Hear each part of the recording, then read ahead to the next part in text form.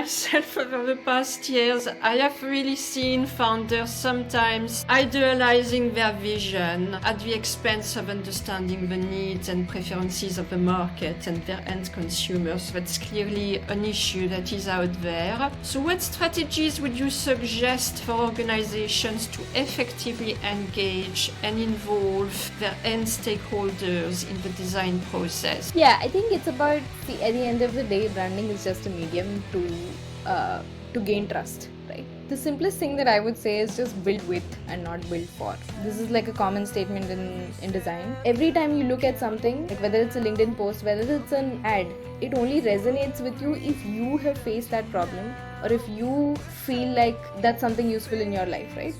So you're always connecting to how is this relevant to me and like where do I go from here. I think again, like, design is not the hero. We are not the hero. There are a lot of people who are making a lot more.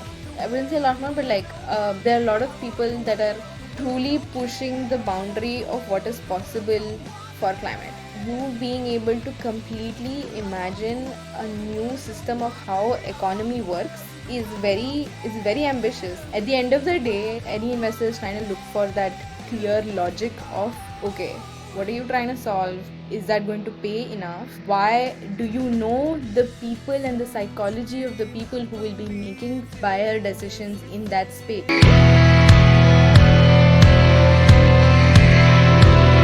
Akhila, you are the founder of a design agency focused on accelerating the scale, impact, and adoption of climate solutions. Can you tell us what inspired you to focus on climate solutions and pursue a career as a climate designer? Can you tell us about your journey? Yeah, I started out initially as an architect. I was working on LEED Platinum buildings, worked on green urban design projects, realized that the environmental sustainability piece of it is a lot of box checking in it. Just, kind of thinking about the long term of what art architecture brought to me, I felt like it was a very long journey. The industry is quite archaic, and I didn't enjoy it as much. So kind of moved away from it and went into digital design. I was working with a lot of startups for a lot of their UX work. So when 2020 hit, me and my co-founder, we started a design agency, and a lot of our work was very much focused on the health tech space. So there was a lot of creative campaign stuff that we did for a few health tech unicorns in India. We did a really large enterprise scale UX product for the Ministry of Health of Saudi Arabia. And that was really great. But then after the COVID era ended, we started getting a lot of, let's say, crypto, finance, a lot of the projects, the problems that were being solved in those projects didn't really excite us, or they weren't very meaningful. And I was definitely missing the environmental sustainability piece of things. So kind of upskilled ourselves, did the Terrado course, read up a lot of information on the climate science piece of things, and try to figure out, hey, like, where do we fit in this picture? Because we definitely want our work to be meaningful in the long term. So that's kind of how we got into it, seeing that this problem is just really urgent, and it's a systemic issue, which means that everyone has a role to play. I think just educating and like speaking to a lot of people, the community itself is very supportive. It's been really, um, yeah, I think that just like helped us going on. In mid 2023, we decided to kind of focus in this space. Okay, great. Great to know. I think a lot of people started in the impact space at the beginning of the 20s, and more are joining, which is nice to see because it's definitely the start of a bigger movement now that's so needed. So, could you elaborate on why effective design and communication are so essential for climate organizations? And above all, how much do you believe it influences the overall success of their climate initiatives? So I feel like the climate problem is so huge. There are multiple pieces to this whole puzzle. A lot of it is technical, a lot of it is like adoption oriented. There's a lot of policy involved. I feel like industries and climate are very crucial because they have a lot of like stakeholders that are involved, right? There's policy makers, there's funders, there's scientists, there's engineers, there's, communications professionals like us, entrepreneurs. It's a lot of different skill sets and like different kinds of disciplines need to come together in order to like solve this problem, right? And I feel like a big part of what needs to come through is how do you speak to these different players that have influence in the space that you need. For example, a lot of, if you take very technology heavy companies, they're bringing some sort of a technology from the lab to the market, which means, like, for example, carbon capture or like a new way of producing green ammonia or of storing heat. These are very different problems, right? Yeah. So, in order to convince people at different stages of your journey, you need to be able to speak to each of these audiences. But often, what happens is founders who come in from like a very technical background, they're very excited about this first of a kind technology that they speak about the technology itself and not necessarily about the problem that you're solving for the end user, the partner, the funder, whatever, right? So I think that's why the communications piece of it is very crucial, because at every stage you're pushing through, you're convincing different kinds of people. So it's very important to like tailor your message and be a little bit more effective in that sense. Yeah, that's really, really well explained. Akhila, you believe that design can truly accelerate the climate movement, and you are on a mission to make it more accessible to climate ventures in particular. So, in order to frame the conversation with you today, I wanted to ask you what key areas do you concentrate on to support these organizations effectively, if we go a Yeah. bit more granular? Yeah. So we work primarily on two different verticals. The first one is the communications piece of it, and the second one is user experience side of things. So on the communications piece of where we come in, we are often again helping technologists visualize their work, communicate it to the business value that they are bringing in. So for example, a lot of these technologies, they are, when you're moving from the lab to the market, there are different technology readiness levels, which means that, for example, if we take EVs, they're probably, so this is at a scale of 0 to 9. 0 means that it's super early research in the lab, you're experimenting. 9 means that it's out in the market. You can see autonomous vehicles, you can see EVs on the road, right? So that's probably the scale of things. A lot of these companies, they're moving from 0 to 9. They're moving, let's say, from a technology that has just come to TRL level 3, which is just outside of the lab, and you're trying to get pilots on it, you're trying to do demonstrations, you're trying to get partnerships, right? Then when you move on, you're trying to like scale it up, you have demonstrated it, you move it to actually like being able to sell it to the end customer itself. So at each of these stages, you need to be able to visualize this technology which doesn't really exist today, right? So that's the piece of it where we are trying to like talk about the big vision of this technology that is still on this pathway. That's where we come in on the communications piece of things. On the user experience side of things, this is more of like software products. We are essentially doing everything from user research, trying to figure out what are the key problems, is the product that's out there solving it, all of that stuff. And then we create interfaces that are intuitive for people to actually use them. So things like, if you look at, for example, smart buildings, right?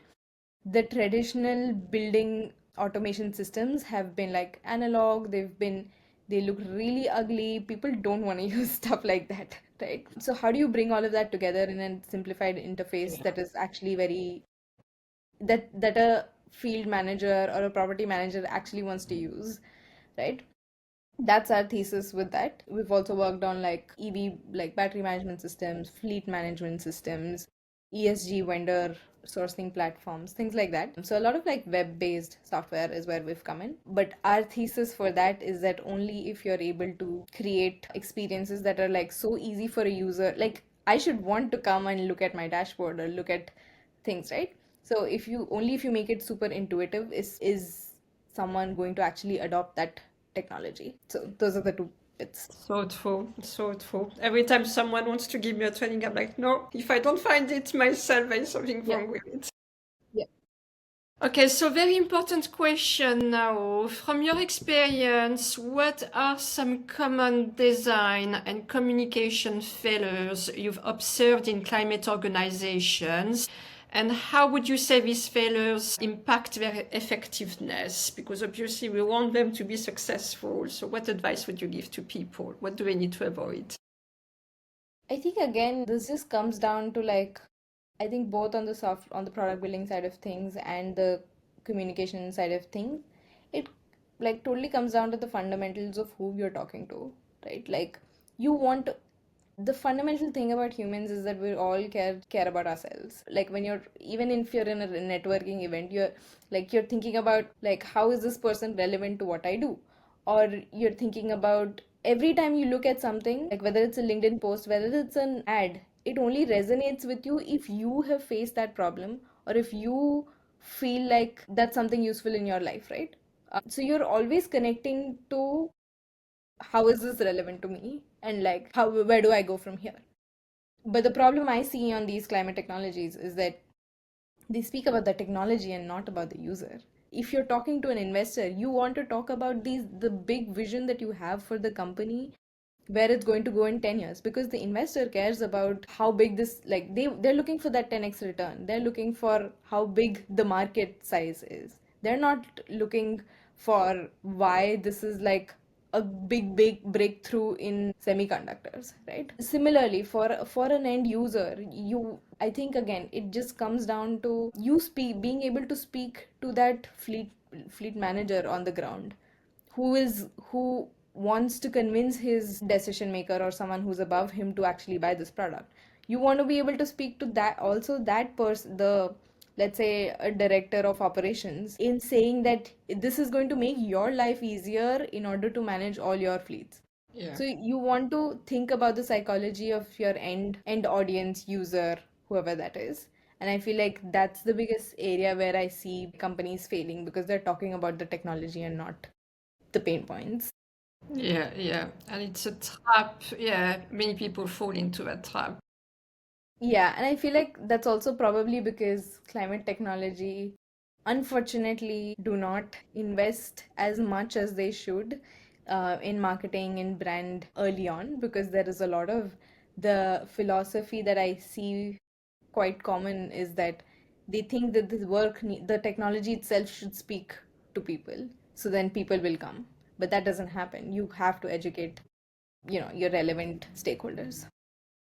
Yeah, I've got to say it's been one of the biggest lessons I've got from my marketing and communication career to focus, to start with the end user, with the end consumer, because companies can be very product focused or service focused. But yeah, so we are going to make a big link to how we can approach the end user effectively with you throughout this conversation. But before that, I hesitated to ask you this question, but I will. So, in the context of climate startups, how crucial is branding for their success, would you say? And what key elements should founders establish to create a strong brand identity? And I've hesitated to ask this question because I actually think a lot of people get branding quite right, I would say, and it's probably not, it used to be a very, I have the impression it used to be a big element in the past, but perhaps it's not the biggest element today. I don't know what you think.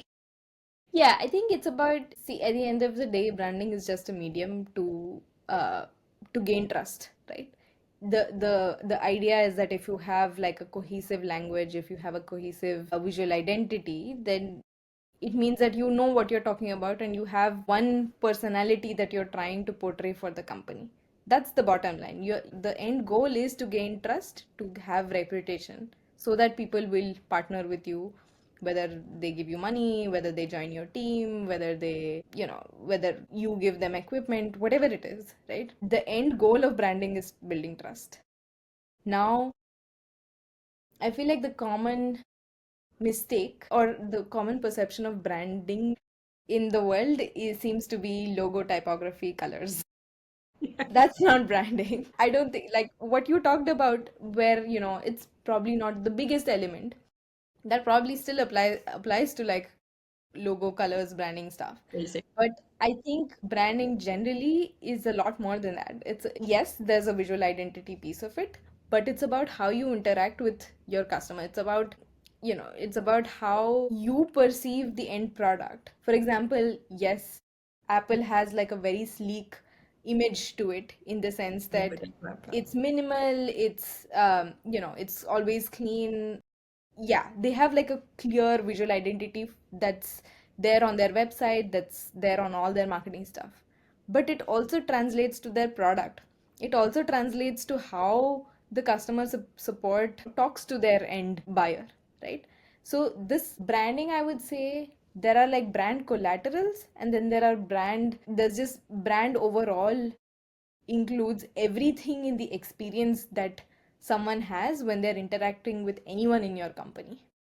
So I think that is still important because an investor is not going to invest in you in you if they in the sense that if you don't have a cohesive message in your pitch, for example, in the sense that what you're solving for, who you're solving, all of that also comes kind of under branding itself, because at the end of the day, the goal is to have one clear message that you're putting out that will convince people that you are the right person to solve this problem, and this problem is worth solving. So how do you do that?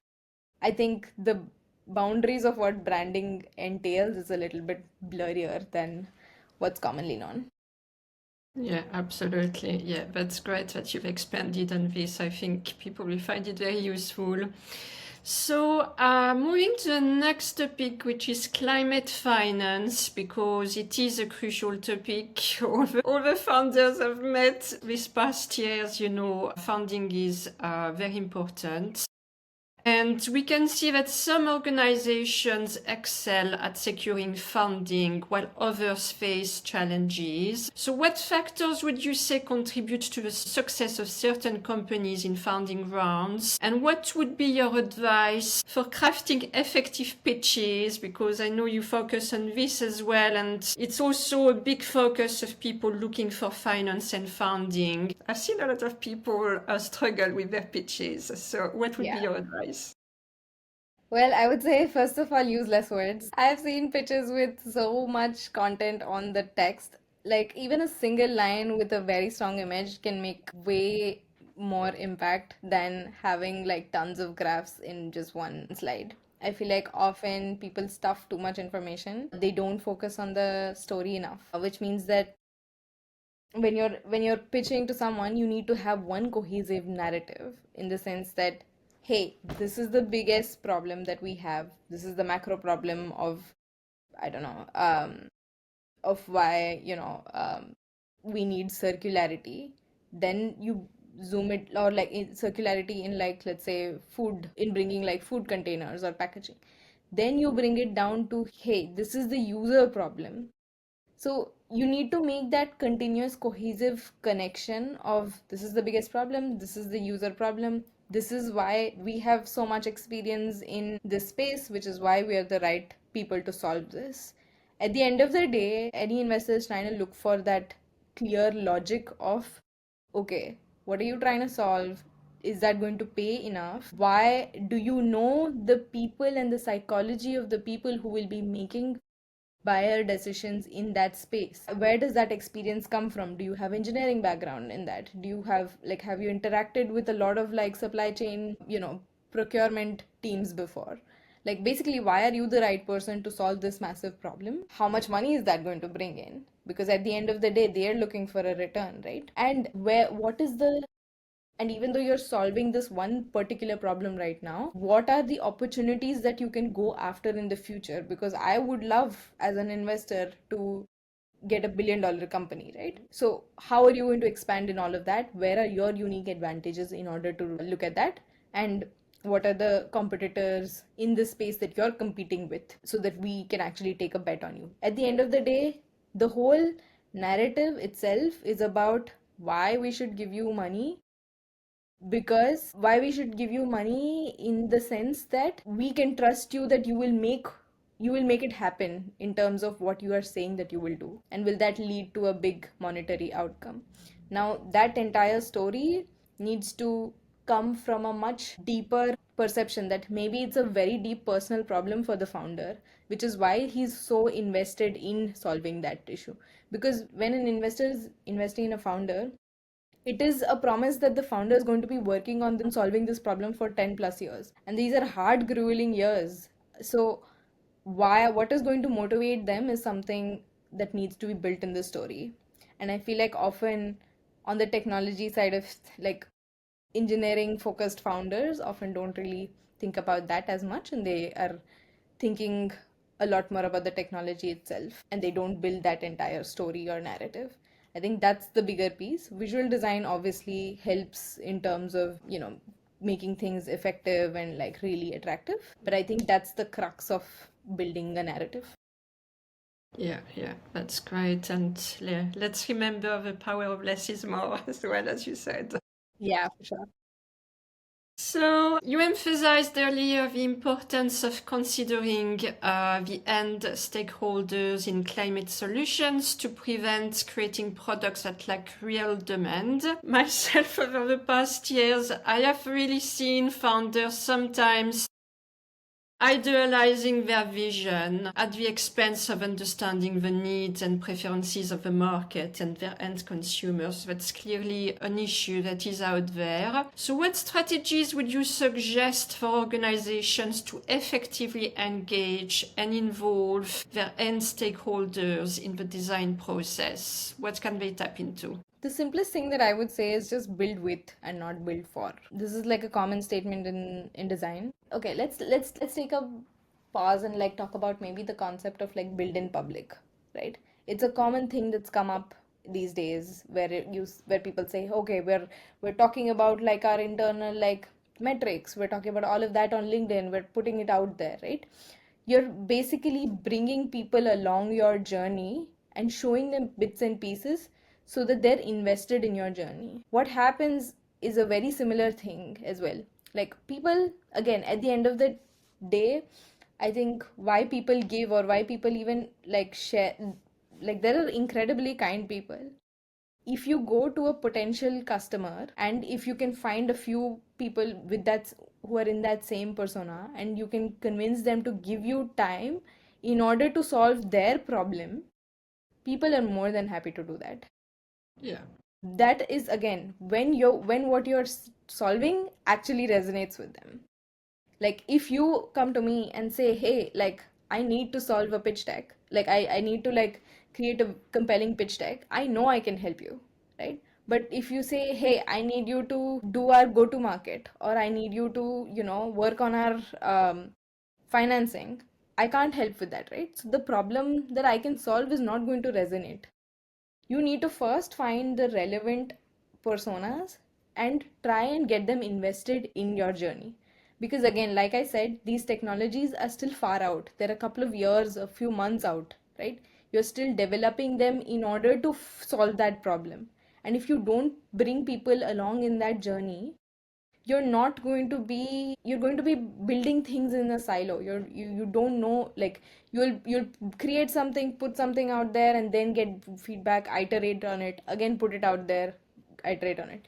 Just reducing this entire iteration cycle by getting really quick scrappy feedback without waiting for perfection of an entirely complete product is very helpful, and this is advice that I need to hear as well. Yeah. We But all need to hear that. yeah, we all need to hear it. But I feel like bringing people along and like having like a close circle of like 10 to 15 people probably who can continuously give you, who are experts in that field and can continuously give you feedback is absolutely crucial to like build something that will not fail when you once launch it. Yeah. Yeah. And the more number of people you can do it with, obviously the better. But yeah, again, building with and not for is probably like a very crucial element to this. Yeah, I love taking people along your journey. That's so important, as you said, rather than talking only about the end product and it's already there. I heard also recently something really interesting, which also comes from psychology and etc., that it's good to also talk about your challenges or what you've struggled with, Yeah. because we are all humans, and pretending that you've got all the answers, it doesn't connect you really with people. We all go through struggles and challenges, isn't it? Okay, so if we move to storytelling, Akila, because we all know it's key, it's been a key part of human history since the beginning of times, it still is today. So you emphasize the power of storytelling in sustainability communications, noting that facts embedded in stories are far more memorable. So how would you say organizations can effectively incorporate storytelling in their communication strategies to better connect with their audience and also showcase their sustainability efforts? Do you have any tips around that? I think a lot of this could probably come in the later stage, but once you have user stories, customer stories, stakeholder stories, or like real case studies from the end outcome of what you've created, that's a very powerful thing to show people.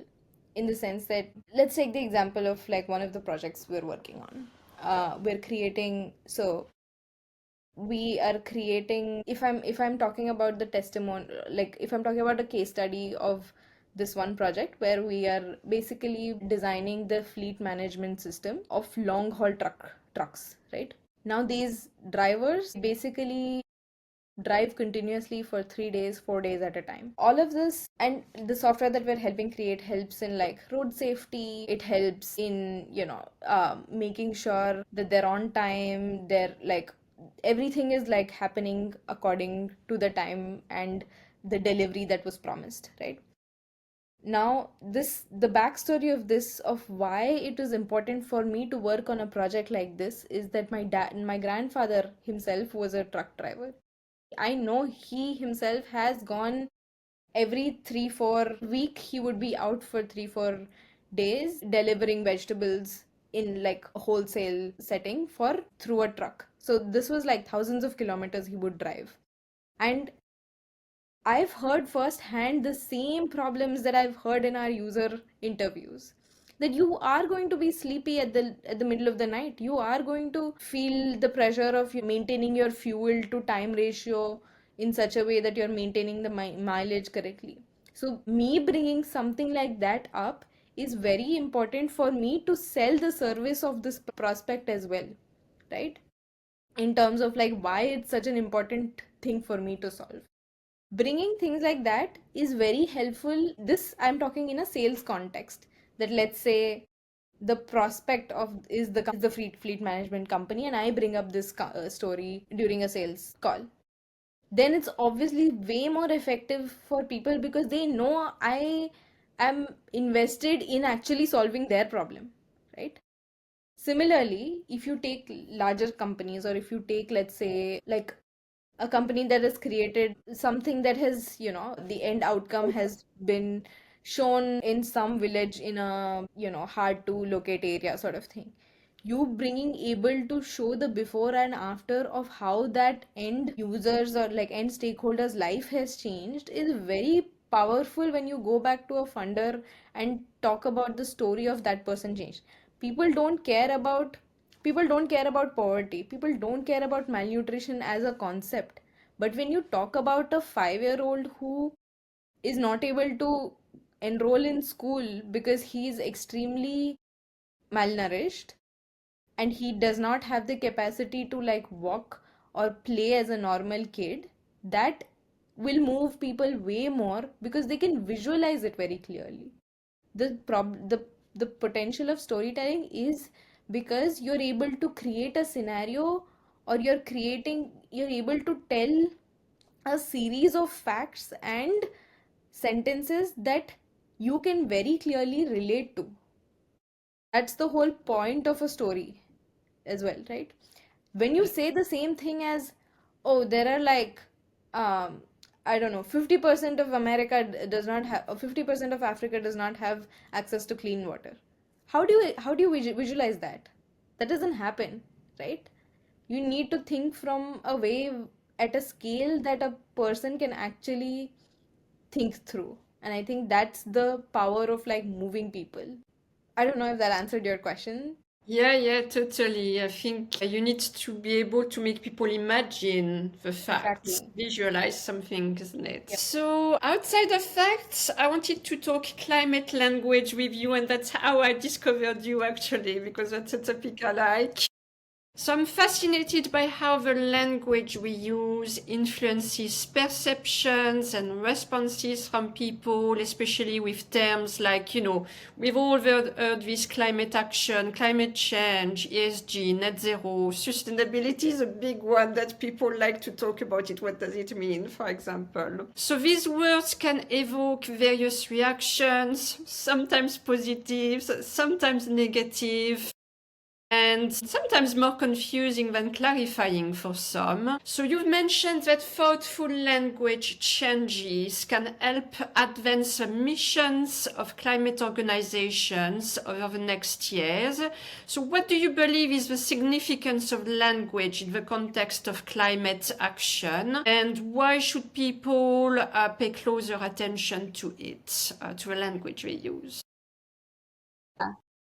I think, again, I think a lot of this is overlapped with what I've spoken about in terms of, again, being able to speak to the user, right?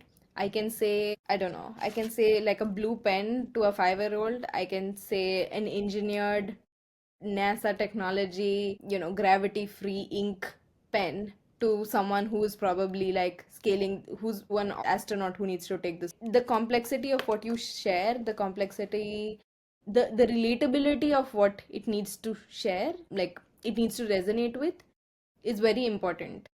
And the language, in the sense, again, the problems that you're solving is very important.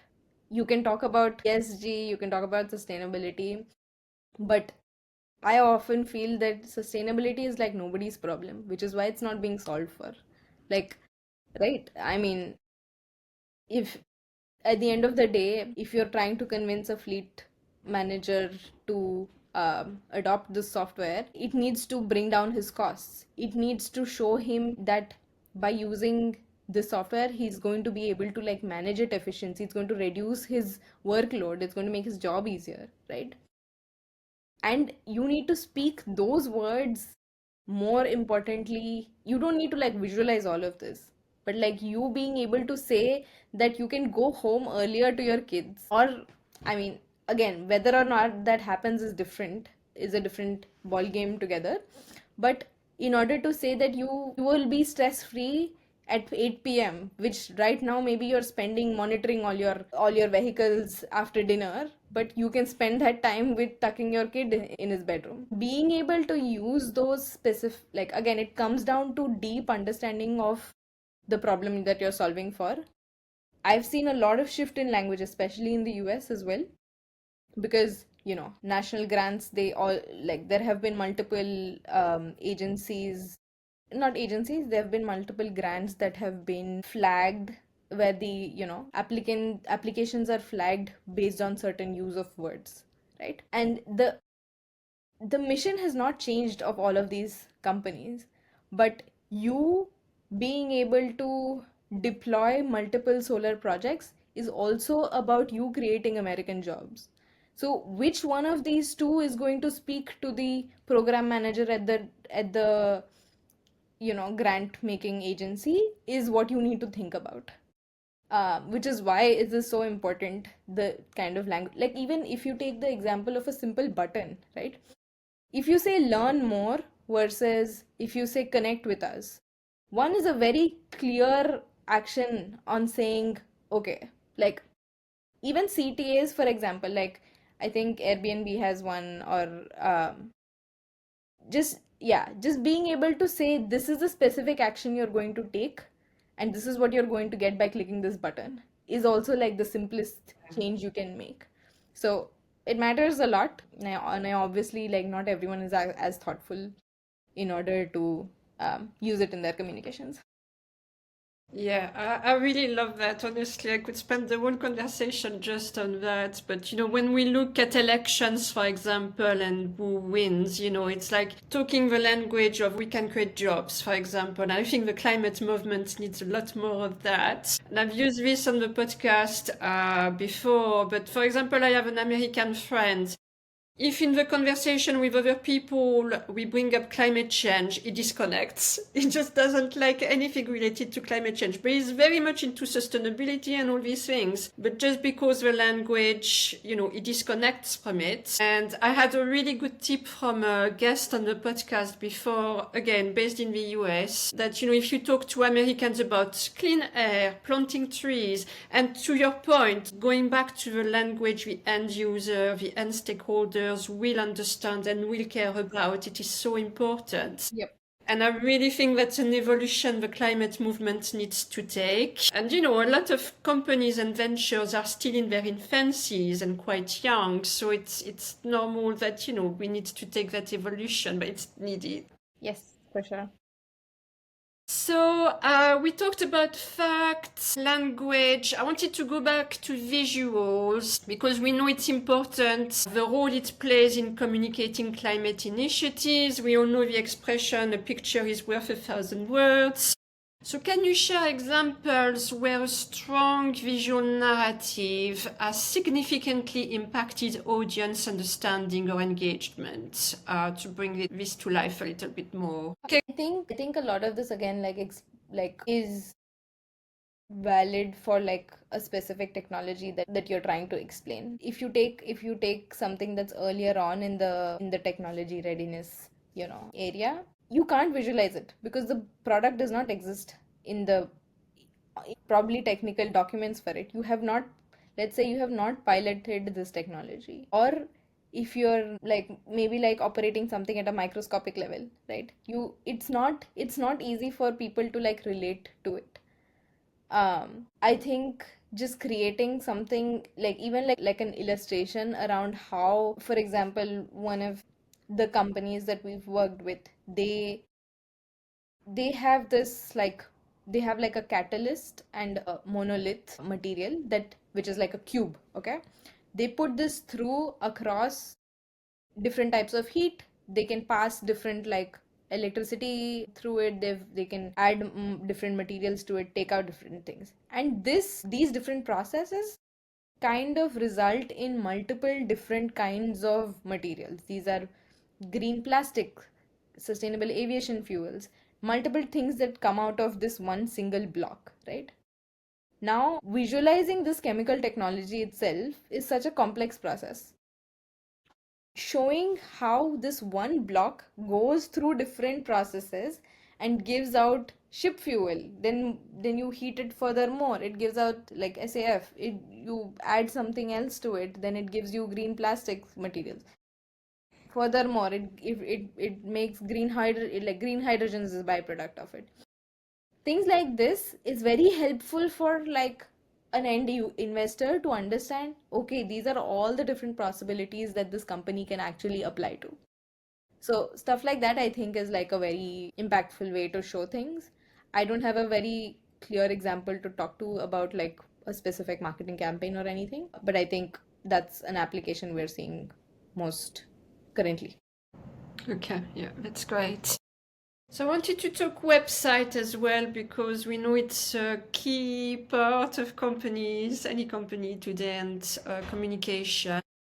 So I've seen you mentioning that better designed user experiences can significantly enhance website conversion rates, sometimes by up to 200%. So could you share the core principles of intuitive design that climate tech businesses should prioritize to create more user-friendly and effective interfaces in that context? Yeah. So, I think again, what is the end goal of that user flow is very important to map out early on. So let's take the example of a website just because it's easier to like, navigate instead of a product. If you walk through like any landing page, you want to first clearly, as soon as you land into any website, you want to clearly understand who's this person, like what is this company, what do they do and what are they solving? And how are they going to impact me? In the sense that if you need to tell me that, hey, like the website needs to speak to me that, hey, generate more leads for your agency or like reduce costs. Like it needs to speak to the exact persona that you're selling to or you're trying to convince for like a partnership or whatever. Yeah. And show that immediately with the end product or whatever you have created. And immediately after that, people are thinking, why should I believe this person or this person, in a sense, this company? Because there are thousands of different design agencies or there are thousands of solar companies. Why should I trust this particular solar company? You can add stats there. You can add, okay, we have deployed solar across 50 states in America, or we've done this across 100 plus countries in the world. We've been doing this for the past 30 years. Or if, again, based on the kind of like specific industry you're talking about, speak to, like, add in logos of big partner names that you can showcase. Hey, like maybe you've partnered with government agencies, maybe you've partnered with like big solar providers across the world, right? Show that immediately. Say, what is this? What am I doing for my end audience as a company? How am I doing it? And why should you believe me? These are like absolute very quick things that you can do in your like landing page and just write below that. This entire journey of any website design basically is you trying to convince someone of something. Whether that you're saying, hey, look at my work, or like you're saying, okay, then once they understand, okay, this is the clear value prop, I want to know more details. Like, I would say a website needs to be mapped to your buyer's buying journey, right? They first become aware of you. Who are you? What are you doing? Sort of thing. Then they need to be convinced of taking that action of, should I get a call? Should I want to learn more details about this company? If it feels like a good fit, then I want to get on a call to their salesperson, to their partnerships provider, whoever it is, right? In this trust building process, how do you answer the objections that someone is coming up with in order to engage with you? That's the journey you need to think about, and that's what you need to map out on your website as well. Yeah. So really keep the end user in mind all along in whatever you do. So let's talk AI, Akhila. With the rise of AI in design, how do you see technology influencing the future of communication in climate organizations? It's something we have today, that we have more and more in the future, that we didn't have yesterday. So, yeah, how do you see the future of it? And do you see any limits that we will have or should have, perhaps? I think regulation wise, obviously, there needs to be a lot of limits in terms of ethical AI and like use of materials that you use to train a model, for sure. Because right now, I know a lot of the popular LLMs that we have um, today in the market that most people use have been trained on unethical data. And I think that definitely needs to be regulated. But in terms of regulation within a company or within an organization, that's very tough to do because this is not a one-time technology that has come and it's gone, sort of thing. This is kind of like the internet revolution that happened 25 years ago, right? Where like today internet is the norm, right? But like if you take maybe 50 years ago, they didn't know what the internet was. So you can't really like, but it doesn't mean that it doesn't mean that there is no regulation in terms of what you can and cannot post, and like what kind of, there is like cybercrime still exists because you know there is like a regulation of what you can and cannot do. But I think we are in that point of time with AI where again everything is transforming. So it's tough to limit people's use of AI because at the end of the day it's a tool that's making your life easier. I know the costs of AI is absolutely like mind-boggling because we're going to use way more energy than we would have if we didn't have AI. We are going to be the resources we need is a lot more because of this new demand that's coming up, right? But Yeah. I don't know if there is a way to stop that, because at the end of the day everyone wants to make their workflow easier. They don't want to sit and do laborious tasks. They want to be able to like do things quickly, work on like smart things. They don't want to be doing repetitive tasks, right? So I'm sure things are going to evolve quite a bit in the next coming years, but again, probably there needs to be like a high level overview in terms of regulation for a technology like this. But yeah, I'm not sure if we can. Um, yeah, I'm not sure if we can like change the use of it or not at an individual level yet. Yeah, well, I can't avoid thinking, with the urgency of, the climate issues and other crises that we face, it does allow us to speed up a lot of things. So, hopefully we are gonna, because I think the difficulty with it is the speed of change we are facing and adapting to it. I think it's more of a human issue than, the Yep. technology, Yep. because the speed is so rapid. So it's how can we adapt to it and then use it for good purposes, because it can have so many applications and can make our life a lot easier and also help us solve really critical issues. So before finishing, I wanted to ask you, so if someone like you, a designer, would like to transition into climate design, what skills do you believe are essential for them to develop in order to make a meaningful impact in this field? Because is a climate designer the same thing as a designer? I mean, I think design again is not the end outcome. It's the tool. It's the means, right? And I'm not sure what like I feel like design for climate is probably like a right term to use, because at the end of the day you're using design in different applications, right? You can use it for AI, you can use it for climate, you can use design to the design process itself. It's a very broad terminology. I feel like if someone who has design skills and is trying to look to transition into working on climate solutions, I feel like the similar to a designer who's working in healthcare or who's working in crypto or who's working in AI, you need to know the terminology and the problems that exist in that industry, right? And that's something that comes through time and through process sort of thing. But and obviously climate is not one single industry. It's a theme that varies across different industries and sectors.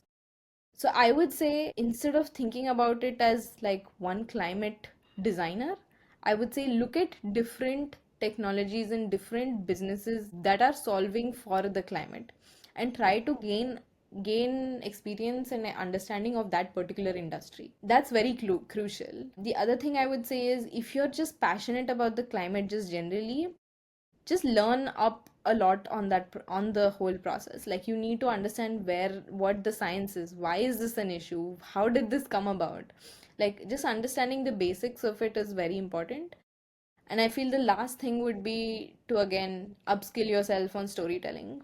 As you move along, like sure, designers are supposed to be also great storytellers, but that's a very important skill that's needed within the climate space as well, like we already talked about, because there are so many stakeholders and there's so many disciplines involved in this.